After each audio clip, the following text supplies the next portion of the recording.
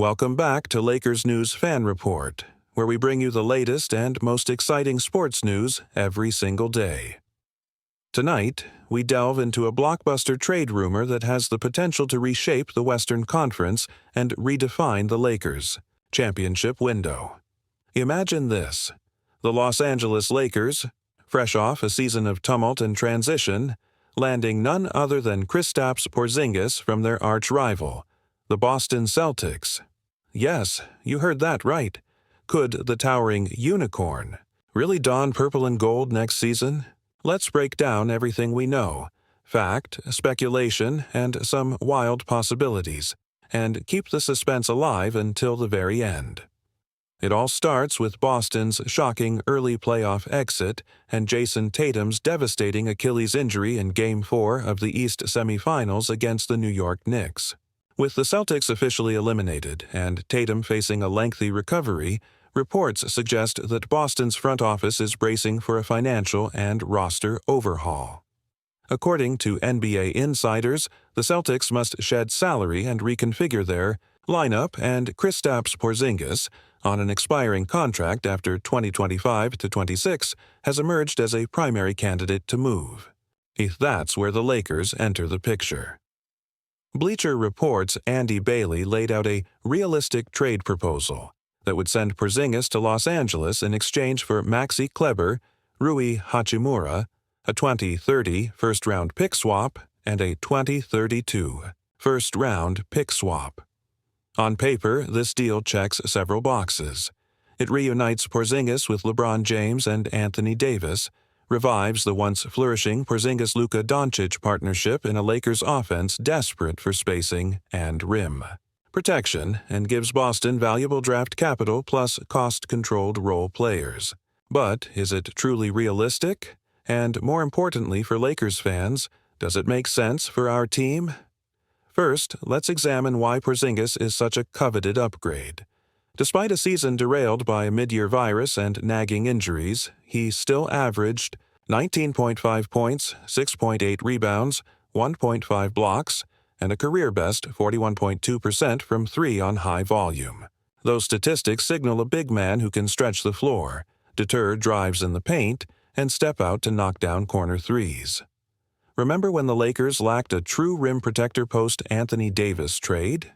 Rudy Gobert's 27-point, 24-rebound demolition in Game 5 against the Lakers underscored this glaring weakness. Porzingis, with his 7'3" wingspan and shot-blocking instincts, would be the perfect antidote, anchoring the defense while opening driving lanes for James and Austin Reeves.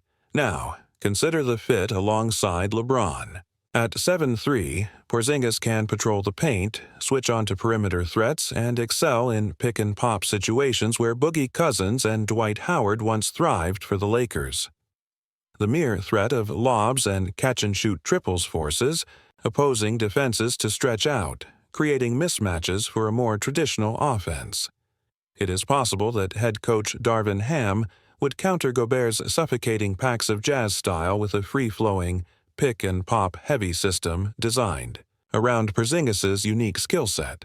Could this be the rebirth of the Lakers as the most unguardable small-ball team in the NBA? Next, weigh the price.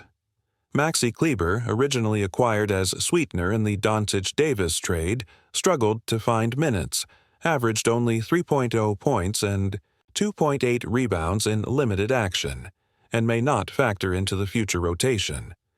Rui Hachimura posted solid 13.1 points and 5.0 rebounds in nearly 32 minutes per game, but if the Lakers land Porzingis, Hachimura could slide into a bench scoring role or be used as further trade bait. Then there are the two pick swaps, 2030 and 2032. If the Lakers maintain contending status with LeBron and Davis, those swaps would likely convey late in the first round, offering the Celtics modest but valuable insurance. It's curious to ask, could the Lakers have offered more, perhaps a protected 2026 first-round pick, instead of or in addition to Hachimura? Would that risk being too aggressive, draining our future assets?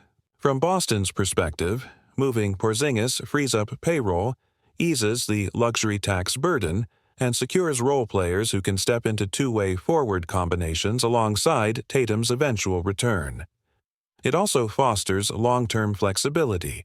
Rui Hachimura's contract extends multiple seasons at a manageable rate, and Kleber is an expiring deal.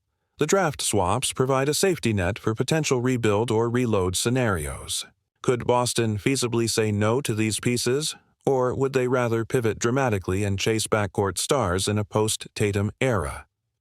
Back to Los Angeles, we have to ask, is the potential upside worth the gamble? LeBron will be 40 in 2025-26. Davis has battled injuries, and the young core, Reeves, Austin, Holmes, and now perhaps Darius Bazley, needs veteran stability. Could Porzingis, with his durability concerns, be the long-term answer? Or is this a one-and-done rental chase, setting us up for a summer of regret if injuries sideline him? Some insiders whisper that Porzingis, humbled by recent setbacks, is motivated to prove he can still be a difference-maker on a championship contender. His own statements hint at eagerness to chase a ring alongside LeBron, but others caution that what glitters is not always gold. His availability and health must be factored. Now, fans are already buzzing. Could this be the dawn of the next Lakers dynasty? Is it possible we land Porzingis and reignite the Showtime era? Would the front office dangle a future first when cap space and draft capital are so precious?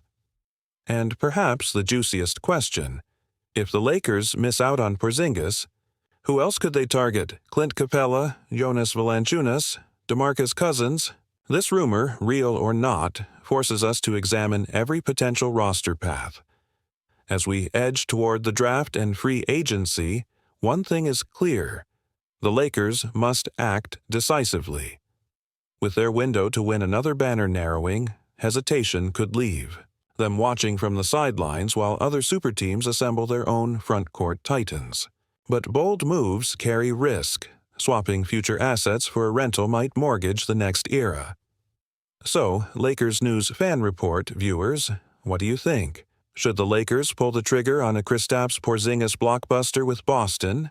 Or is this simply smoke and mirrors, a rumor stoked by pathos and fan fervor? Could we lose valuable assets for fleeting glory? Or is this the one move that brings the championship home? I can't wait to read your thoughts in the comments below, Lakers Nation. If you enjoyed this deep dive, don't forget to hit that like button, subscribe to Lakers News Fan Report, and turn on the notification bell so you never miss an update.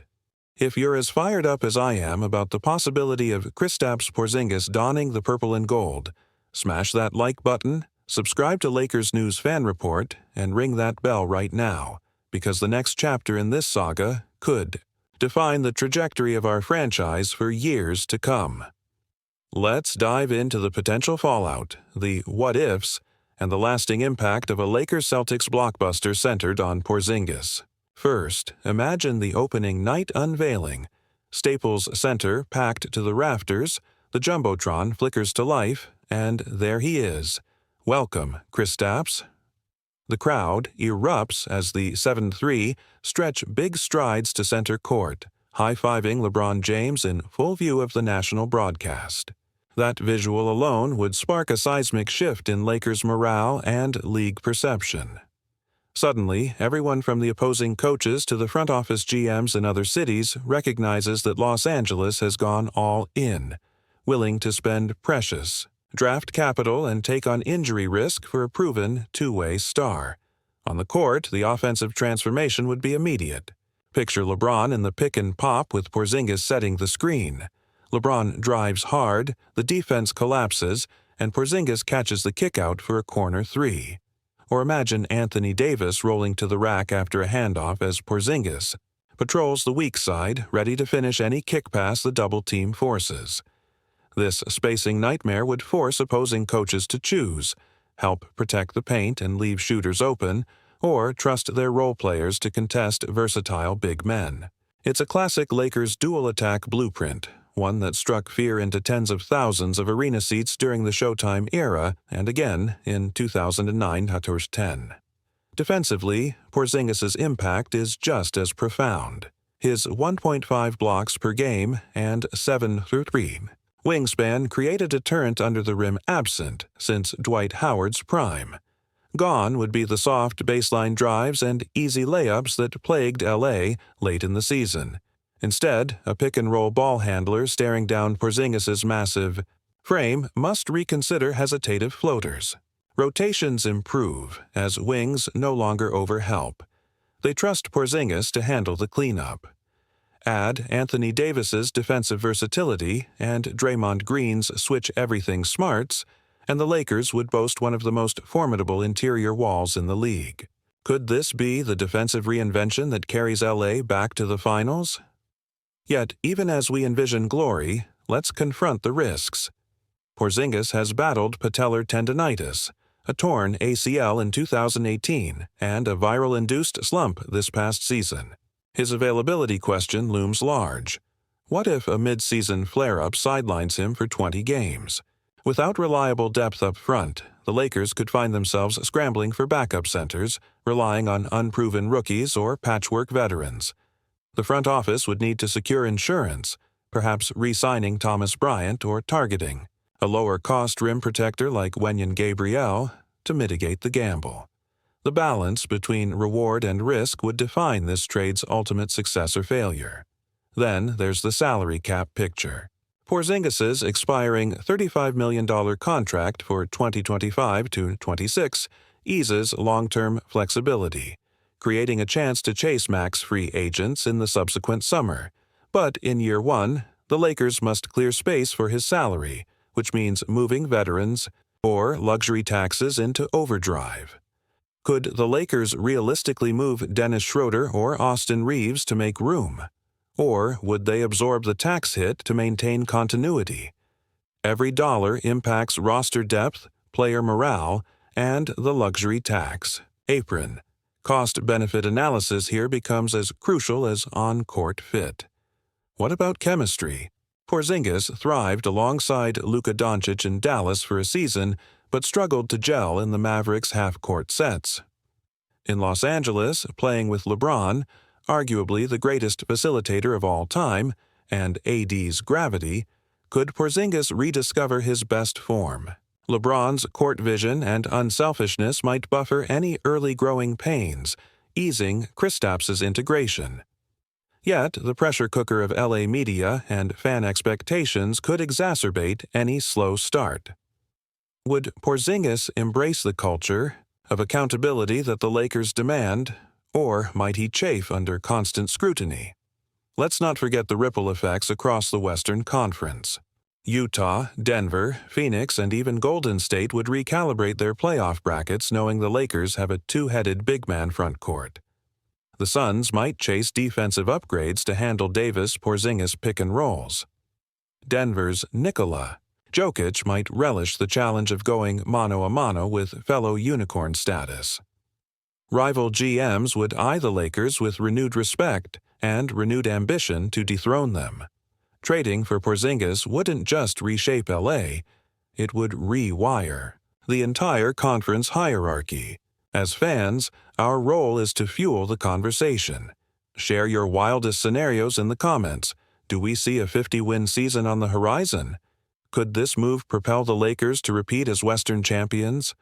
Or is this simply smoke? And if so, who else should we target? Would Clint Capella be a safer buy? Or maybe a reunion with DeMarcus Cousins on a one-year deal?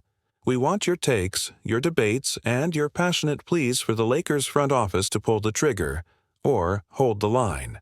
So, as the offseason rumor mill spins and the 2025 draft approaches, keep your eyes locked on the Porzingis chatter. Will Los Angeles make the landslide move that echoes across basketball history? Or will they play it safe, hoping the core of James, Davis, and Reeves is enough? One thing is certain. Lakers News Fan Report will bring you every insider scoops, every front office whisper, and every strategic breakdown as this story unfolds.